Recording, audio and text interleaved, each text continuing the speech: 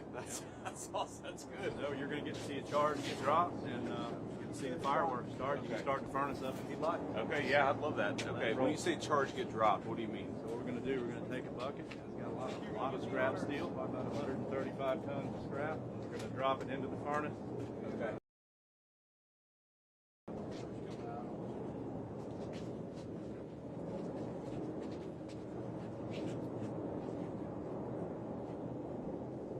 So how hot is it in there?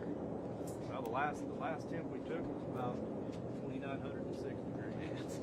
That's pretty crazy. We get up.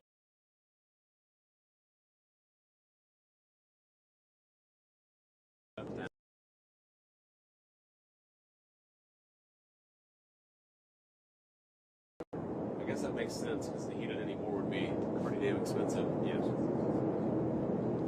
Okay, so that's what we're looking at right here. Yes, sir. You're looking inside the furnace there. I see. So you can see it. It's liquid steel sitting at the bottom. And we're going to drop about 130 tons on top. Okay. Now you say help you look for water. Does water make it dangerous or? Yes, sir. Water is a serious issue in an electric arc furnace. Anytime you have water in liquid steel, you know you can have steam explosions. Okay. It can get pretty bad. Now it looks like steam to me, but is that just That's like just smoke. That's just smoke. Okay, that's not water. Got it.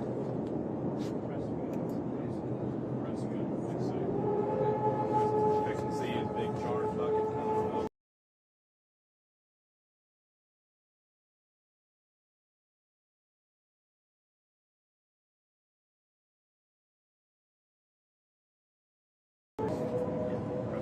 This way. Press it.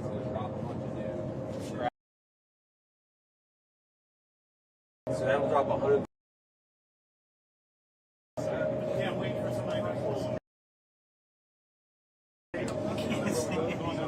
Go ahead.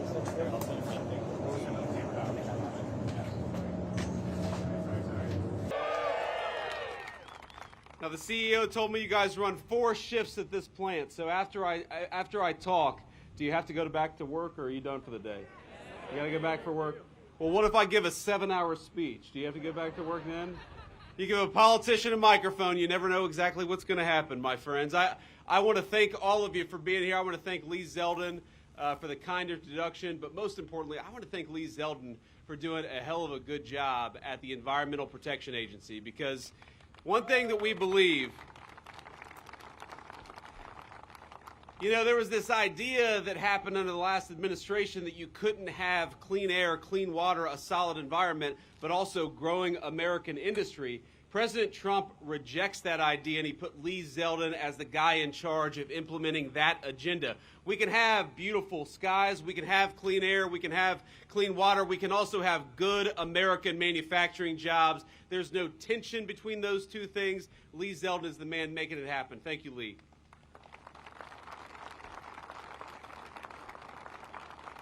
I want to thank the great Lieutenant Governor of the state of South Carolina, Yvette, LG, where are you? There you are. Thank you for being here. I want to thank Congresswoman Mace and all the state and lawmakers and other elected officials who are joining us here today. You guys have got great public officials in the state of South Carolina. We're proud of them, right? They're doing a hell of a job.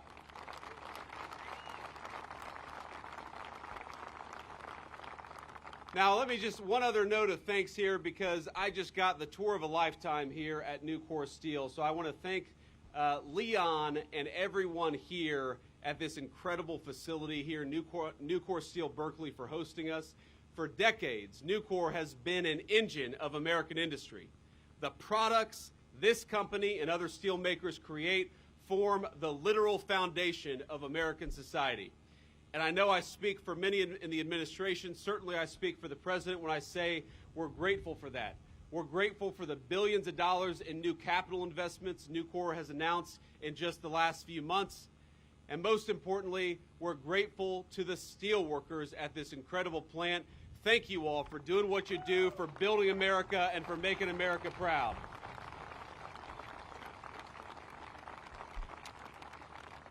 Now, I have this great speech prepared, and I'm very excited to give it, but it's very windy out here. And you see this teleprompter here, it's waving like a beautiful American flag. And so we'll see if I have to go off script here. It'll make everybody, it'll make the communication staff a little bit nervous. But I got to tell you, you all know the reason why I'm here. Number one, it's to celebrate the great steelworkers behind me, in front of me. But it's also to celebrate 100 days of the Trump administration. We hit the 100-day mark, and what a 100-day mark it was.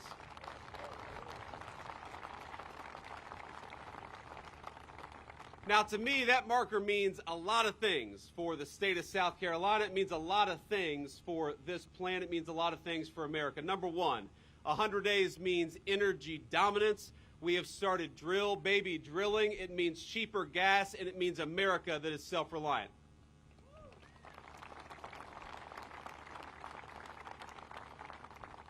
This 100 days marks a new thing in the United States of America, something we didn't have just a few short months ago: secure borders in the United States of America. I know we're all proud about that. It means safer streets and an American people once again encouraged to feel pride in our great American history and our great American values. But most importantly, 100 days under Donald Trump's leadership marks the beginning of the industrial renaissance in the United States of America. I believe that a golden age of American manufacturing started 100 days ago, and we're building it right here at Nucor Steel in South Carolina.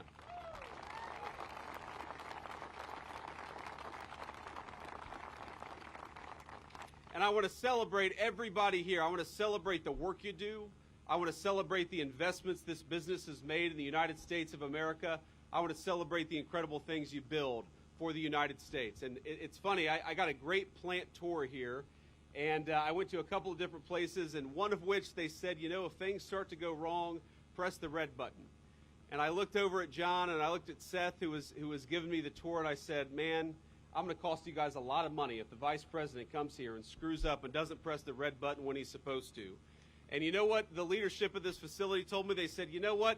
Even if the vice president screws up a little bit and costs us some money, we're going to make so much money from Donald Trump's golden age of American manufacturing that you guys will end up ahead in the bargain. And I thought, that's not too bad.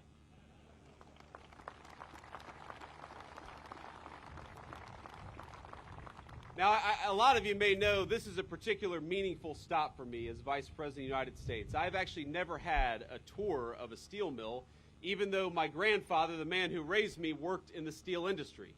He was, for 40 years, a welder at Nucor Steel in Middletown, Ohio.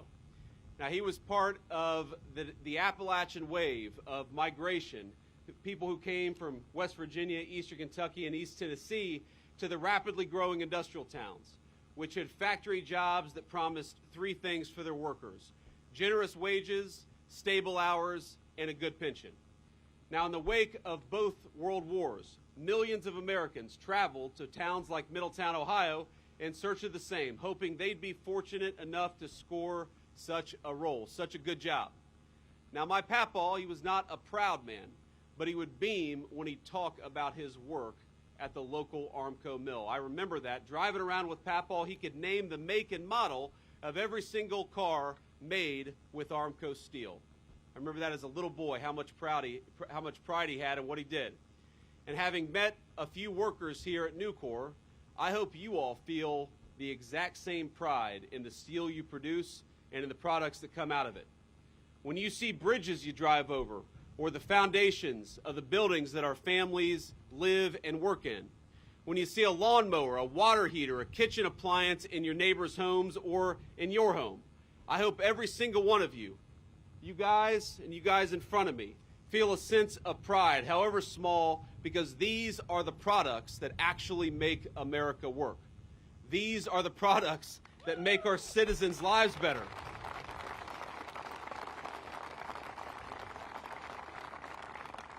And I hope you feel not just pride in the work that you do, I hope you feel a little patriotic too.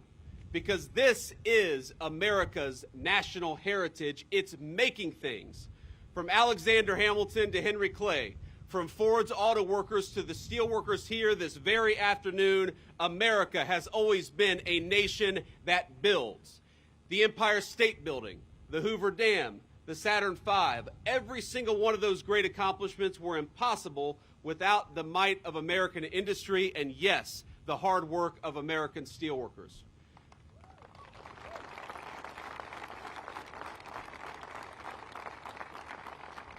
But let's be honest, for a couple decades, though, our leaders forgot about that core part of American national identity. They decided that America would no longer be a manufacturing power. Instead, we'd let the rest of the world make the necessary things that we needed for our homes and for our families. And when a nation decides to deindustrialize, my friends, you know what else it stops using? The intermediate goods central to that manufacturing, the things like steel that you all make right here at Nucor. So we stopped making the things that we needed. We stopped making as many cars. We stopped making appliances. We stopped building new homes and buildings, so the cost of housing skyrocketed in our communities. And even this company, Nucor Steel, you know what the leadership told me just a couple of short minutes ago? That there was a West Virginia facility, a beautiful, high-tech Nucor manufacturing facility making great American steel and giving workers good jobs in the process. That steel facility, that project, sat idle for years under the Biden administration's crushing environmental regulations and environmental rules. So when our leadership decides that Americans don't want to make anything, you know what we do? We cost great businesses and great corporations like Nucor a lot of money. We cost great workers their wages, and we cost a lot of people their jobs. And that was the policy of the administration that came before us, but I'm proud that we are now 101 days into an administration that wants to invest in you, that wants to build the future with you. And when Americans see a beautiful bridge or a beautiful building, we all ought to look at it and say that was made with American hands and built with great American steel, right?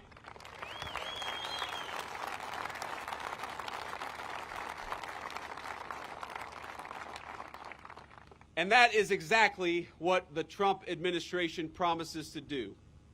Now, I want to say that recently, we should have learned a very hard lesson about what happens when you ship all of your industries and all the things you need to countries that don't like you. Now, I learned that lesson very personally, not with steel, but I remember a few years ago, I got 3 little kids, and as you know, sometimes little kids get sick, and one of my kids had an ear infection. I went into a pharmacy, and I said, hey, I've got a prescription here for amoxicillin, and the pharmacist told me that they didn't have any amoxicillin, a drug in some ways invented by the United States of America. We didn't have enough of it for American children.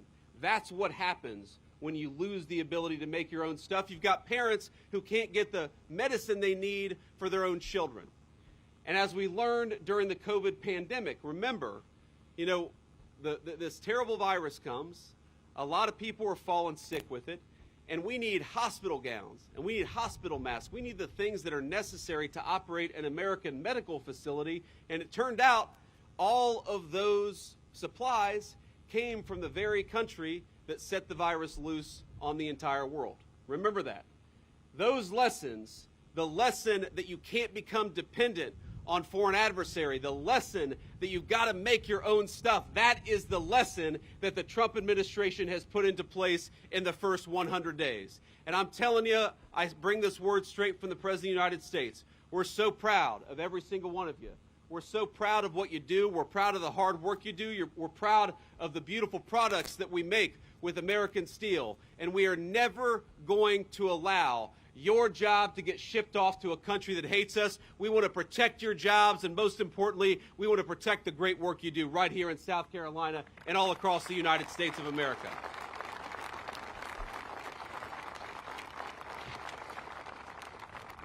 Now, you heard, I'm sure you've heard some criticism of the president's trade policies from people who ought to know better.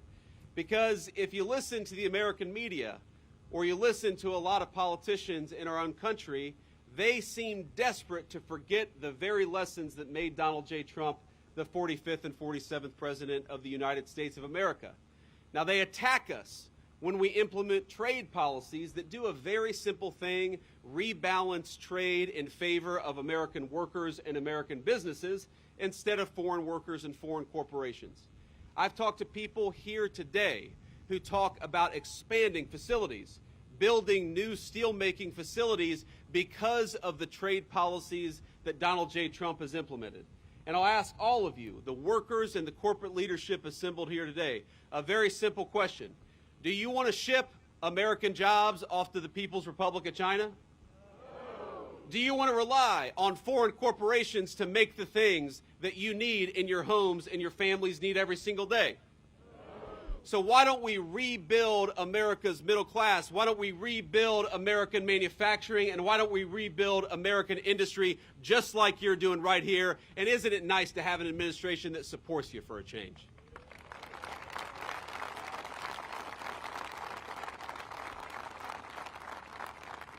So, you see these media personalities, they're pulling their hair out. They're saying, well, you guys, you're going to make it harder to manufacture in China. Isn't that bad? No, it's good. That's exactly what we want to do. They're saying you're going to make it harder for people to bring products in from overseas and undercut the wages of American workers. Exactly. That's exactly what we want to do. They're saying you're going to make it harder for foreign corporations, but you're going to make it easier for American businesses to build great things in America. And I say that's exactly right. That's not something to be sad about. That's not something to complain about. That is something to be proud of, and thank God we've got an administration that's finally looking out for American businesses and the American workers who employ them. Ain't that right?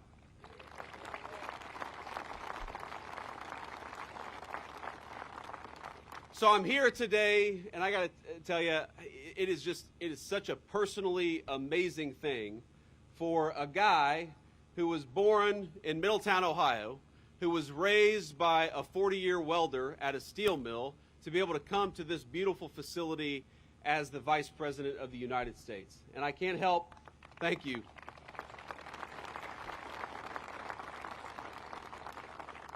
I can't help but pinch myself that I get to spend the day in beautiful South Carolina with you fine people, pinch myself that I'm the Vice President of the United States, and pinch myself, of course, because I know that this country is still a place of great big American dreams.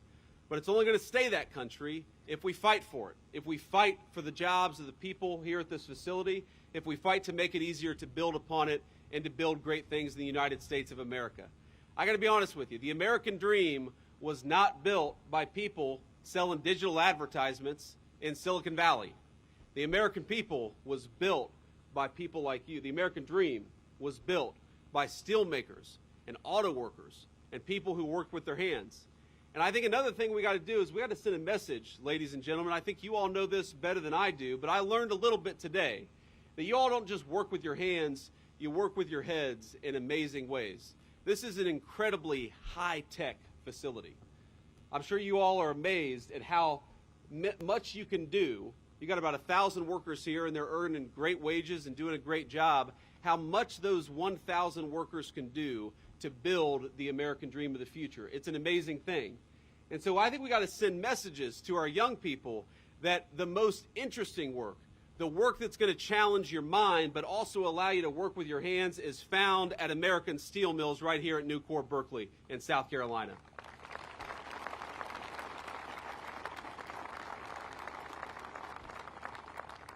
I was sitting down at Seth's terminal.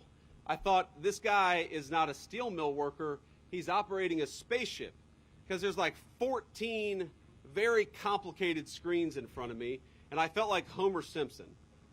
I had no idea what I was going to do. I was like, Seth, you got to get back in this chair, or we're going to cause some serious problems. But what it made me realize is that technology, technology, we use this term, we think about it as the iPhones that we have in our pocket, or the screen that we stare at when a lot of our knowledge workers are going to work, but technology is happening right here at a steelmaking facility in Nucor, in Berkeley, in South Carolina. That's technology of the future. The great technology of the future, I don't think it's going to be people sitting around staring at their iPhones. The technology of the future is going to be building great things, but doing it in a new way, doing it with new incredible facilities, with safer facilities, with people who know, again, how to use their minds but also use their hands. And I think that is the high-tech future. People criticize. I get sick sometimes of the press. They say that Donald J. Trump wants to bring back the jobs of the past. And I don't think anything could be further from the truth, because I again, was raised by a man who worked at a steel mill of the past. But I guarantee if I went to that steel mill today, it's owned by Cleveland-Cliffs. Sorry, that's a competitor. But they're a good company too. We can spread the love around. But I guarantee if I went to that facility today, or when I go to this facility here in Berkeley, I don't see the steel mill jobs of the past. I see the steel mill jobs of the future. I see technology allowing us to do something today that my grandfather, God love him, wasn't doing 40 years ago at Armco Steel in Middletown, Ohio. And I know that's how we're going to win the future. That's how we're going to beat the Chinese. That's how we're going to beat every single competitor that America faces. It's going to be by doing great things like what you're doing here at Nucor Steel. And never let anybody tell you that this is not high tech. This is the highest tech industry maybe that I've ever seen, and you're building the America of the future, not the America of the past.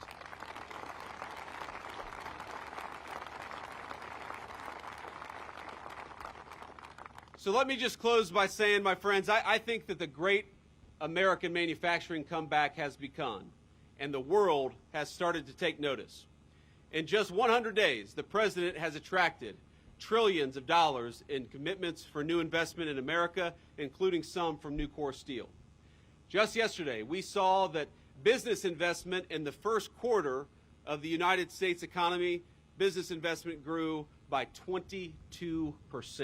That was just in a few short months. That's a big number.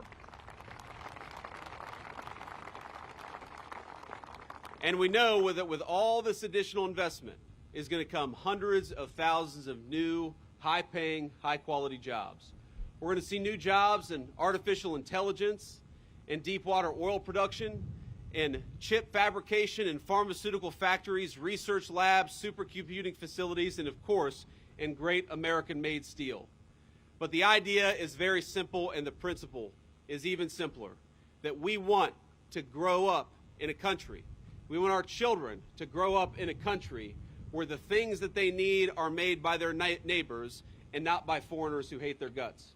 Where the critical components of American industry are built right here in the United States of America, not in some far-flung region of the world that we can't depend on.